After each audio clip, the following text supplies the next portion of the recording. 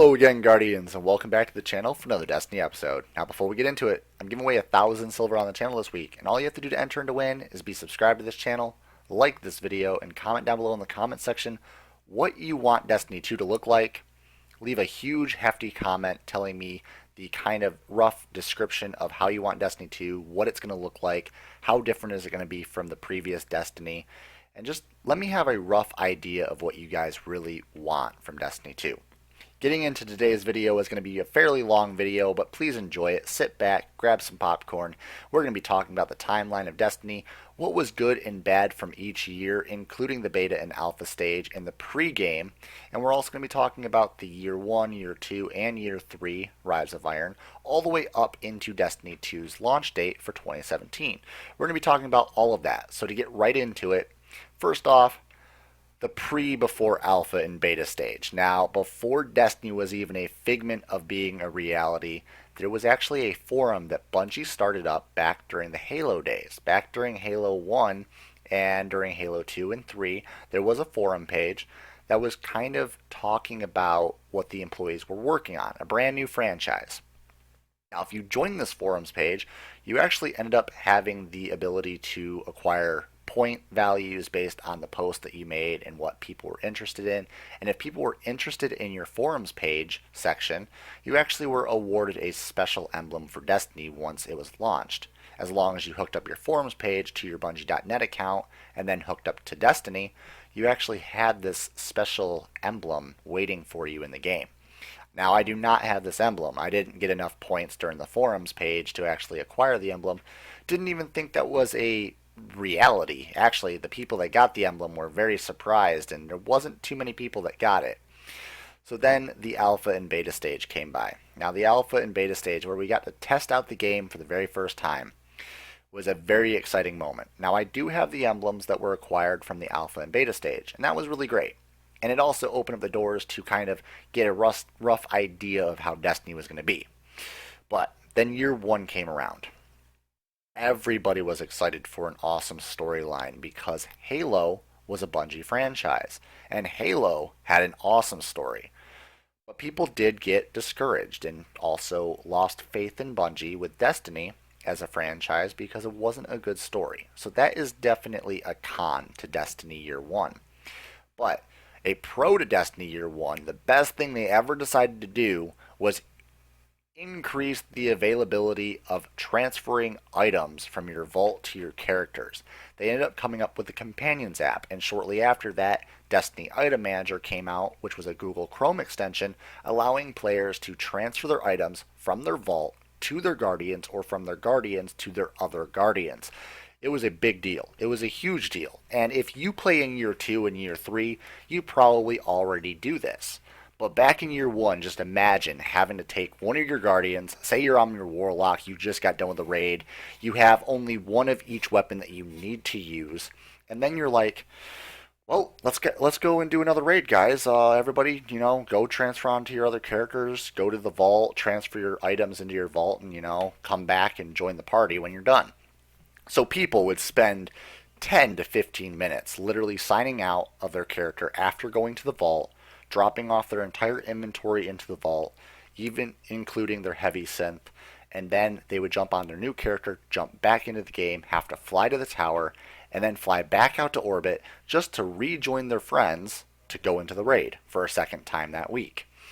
It was actually very tedious, and telling you, when you spent 8 to 16 hours in the very first Vault of Glass raid, you really did not want to have to do that. It was a big deal. Back then, also year 1, the raids, when you first went into the raid, it was hours long. It was literally hours long before anybody mastered the raid. And the first raid group was literally 16 and a half hours long for the Vault of Glass, about 16 hours for Crota's End. And it didn't get better from there until people started mastering it and learning new techniques and stuff. And as the game progressed from year 1, it didn't get too good. Now, I will say this, though. It was fairly easy for Prison of Elders. Prison of Elders wasn't that bad. Skolas was pretty difficult, but the rest of it was really easy. Now, after that, Also, the one big con for the raids themselves and Skolas in the Prison of Elders was the gear, the loot drop. It was very rare to get good guns. It took people months to get Galahorn or Icebreaker to drop, and it was completely random. They weren't based on quest lines. So from there, it took years for me to even get the Fatebringer from the Vault of Glass. It literally took me 3 years to get that gun. And that moves me into Destiny 2. Vault Space. Oh man, Vault Space in year 1 was horrifying. And don't get me started with that lag from Crucible. But we're going to get into that in year 2. So, update from year 1 to year 2 is a huge change, a huge positive increase in the subscriptions to YouTube channels and to people jumping back onto Destiny to play the game. And it was great. It was a good time. Switching from year 1 to year 2 Destiny was awesome. They increased the light levels. They didn't allow players to play with OP guns anymore, like the Thorn, the Icebreaker, and the Galahorn inside of Crucible. A lot of people loved those guns because they basically said, hey, if you don't have these guns, you can't jump into our raid team, or you can't go into the Trials of Osiris with us. And it was kind of like that thing where it kind of divided the players based on luck, whether you were going to be a pro player or a noob. And it wasn't really fair. It wasn't fair that that was based on luck. So they kind of made it to where it was easier to get the weapons and the armor, and it was also easier to farm for that stuff, and it allowed people more opportunities to meet more friends and to play in the raids and get everybody involved inside of these new events. Also, moving into the year 2 was the Vault Space. Huge change, and that goes into my Fatebringer comment. My Fatebringer I took 3 years to obtain. I literally just got it in Rise of Iron. And I got to play with it for a little while in Crucible and the private matches and stuff, and I enjoy it. I honestly enjoy the Fatebringer. And I really wished I would have been able to use it in year 1. And I also ended up only getting the Praetorian's foil from the Vault of Glass in Rise of Iron as well. And I really wish I would have been able to use that back in year 1 when it was overpowered. It was a really good fusion rifle apparently, but I guess I will never be able to see that. So Vault Space increased. I can keep all of my Vault of Glass armor and my weapons that took me years to acquire and still be able to keep it and get the new items and weapons because they have increased the Vault Space significantly since year 1. And that's a good thing. That is a great pro against year 1 to year 2 and year 1 to year 3. Increased Vault Space is lovely. Now they haven't increased the Vault Space recently, but they are trying to hinder that by creating kiosks and stuff in year 3. We'll get into that momentarily. So with all of this, you have all the broken weapons gone. Back in year 1, the Fellwinter Sniper existed. Now shot package is no more. Shotguns are a little less OP, and you kind of have the rough basis for a standard decent Crucible that's pretty even. It's evenly matched across the board. You're able to use almost anything you wanted. Almost. With a couple things here and there saying that you shouldn't use this and you shouldn't use that. But it wasn't year 1. Year 1 was Vex Mythoclast. If you had that, you were the most OP son of a bitch in the game. Then you had Suros Regime. Oh my god, are you kidding me? The Might of Multitool. Holy cow, you can 3-tap me from across the map. And then you have the Thorn. Oh my god, the Thorn hand cannon was so overpowered. That gun, I literally forbidded myself from using that. I literally said, Cody, you're not allowed to use that. Just don't. Don't even use it in trials. I know it's the most common weapon to use inside a Crucible, but just don't do it. Don't stoop to that level. And I never did. I probably use the Thorn every once in a while just to, feel the taste of power, but I never went into trials with it because I felt that it was just way too fair, unfair of an advantage. So I ended up using my scout rifles and my pulse rifles. The Might of Multitool is my best friend. And year 2 stayed the same way. My Might of Multitool. I loved it. It didn't change at all until later in year 2. And then I was like, wow, well, I guess I won't be using my Might anymore. Time to switch over to pulse rifles.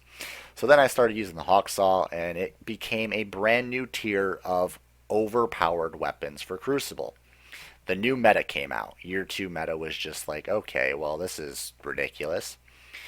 But hey, it wasn't as bad as year 1. Remember that Crota end raid where anybody could solo it?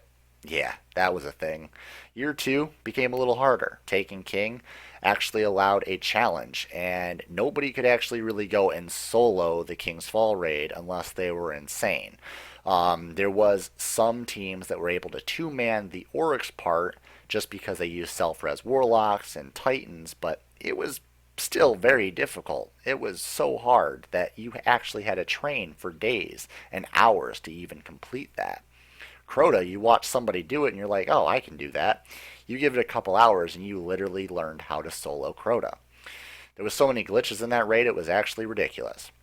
But I will say this. Hey, that Crucible lag, though, that still exists. Crucible still has a huge lag issue. And for some reason, they did swap out the whole practice of having connectivity being the most important to people in the same tier level of Crucible and how good you are compared to what the quality connection is. Now you actually do get better connections, but it still does have issues of getting red bar parties. Now, red bar parties are where people are lagging out or trying to DDoS or whatever, and whatever they're doing is bad. It just creates a weird connection in the game, and literally everybody just glitches out and lags out, and it just creates a very unhappy atmosphere. And Crucible just becomes a party of rage. A lot of people still rage in Crucible and would rather play PvE. Now, for those dedicated Crucible players, though, hey, PvP is getting better and better as we go. Gonna be honest here. And that comes to year 3, Rise of Iron. There's not too much to talk about Rise of Iron, but the pros is that light levels, the way they're doing the light levels and the levels of your Guardians now, it's actually pretty easy to get up to 400 without being too easy. Also, they're doing Iron Banner fairly interesting way this time, with the bounties being all golds, and you get a lot of armor and weapons from your bounties. You're able to level up to a max rank in Iron Banner right away. You don't have to grind out Iron Banner all week long. You can actually decide to do other events. And the raid, Wrath of the Machine, is a fairly hard raid. You can't cheese it, you can't cheat, and it's really nice. It's a standard, strong part of the expansion of this game. And I would like to say that this is the best expansion to come out for the Destiny game because it is the strongest and it's the most diverse. We've had the Dawning event, we've had the Festival of the Lost being even better this time around, even though it was Festival of the Cost. That was one of the downsides for this. Festival of the Lost cost so much money to actually acquire everything that it was actually something that made Destiny lose out on money. Festival of the Cost didn't have too many people very happy, and they decided to leave Destiny or stop playing Destiny altogether because they were like, well, Bungie's just turning into Activision and wanting people to buy stuff all the time. Didn't really come into microtransactions just being for cosmetic things, because that cosmetic stuff a lot of players wanted, and they were like, well, we should be able to at least grind for the ghost shells and stuff that we want, not just get a couple packages here and there and hope that we get the stuff that we want, because it's not guaranteed to us. So I think they should have done that a little differently. But hey, year 3, Rise of Iron Destiny, fairly good expansion, has been going strong ever since. And yes, we are going into a dry spell right now, and I really hope the April update does something for like bringing the old raids like Crota's End Raid and the Vault of Glass up to a newer and higher light level, because I would definitely love to get that Vex Mythoclast or that Necrochasm again in a new light level. And I would also really like to get the Fatebringer and the Praetorian's Foil. Praetorian's Foil, I would love to actually be able to use that in Crucible. I would love to be able to go in with a brand new version of the Praetorian's Foil and be able to actually use it in Crucible.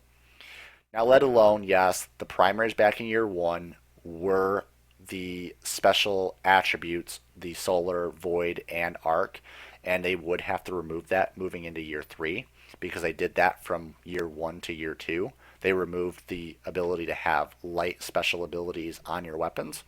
But hey, that's pretty cool. Now, moving into 2017, we are in the new year, and Destiny 2 is well on its way coming into stores.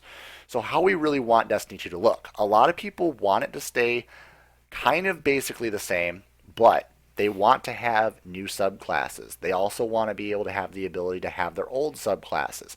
Some people are on the fence about this. Some people just want it to be completely remastered and have all new Guardians to use, all new subclasses, and get rid of the Warlock, the Hunter, and the Titan. but the Warlock, Hunter, and the Titan make Destiny Destiny. So we want to have those the same and have some basic features from year 1 and year 2 and year 3.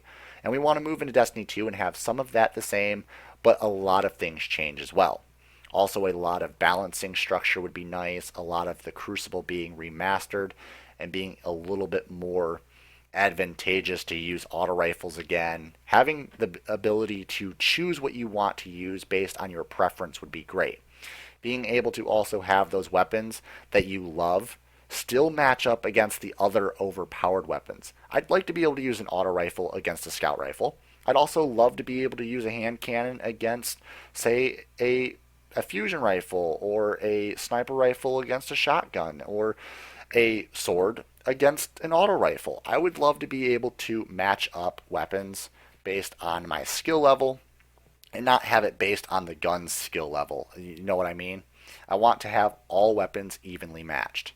That would be nice. Yes, heavy weapons do more damage than special, and special weapons do more damage than the primaries, but I would like to have the balancing structure equal out on the hand cannons, auto rifles, scout rifles, and pulse rifles. It'd make the game fairly interesting coming into the Destiny 2 franchise.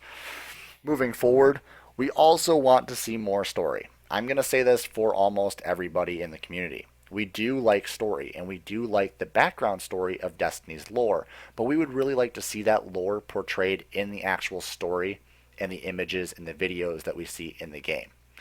That is just something I believe we should actually have. Now, I'm not saying that the story is the most important part. I think enjoying time with friends and actually being able to evolve the community and create our own legend is a part of Destiny, but I would really like to see a standard standalone story for Destiny so we can actually understand what's going on. And there we have it, Guardians. Thank you all for watching this video and taking the time out of your day to watch a very lengthy video. And if you enjoyed it, drop a like, share it with your friends, and remember to comment down below and subscribe today for daily Destiny content. And as always, Guardians, thank you again for watching. Stay violent, be privileged, and we'll see you all in the next episode.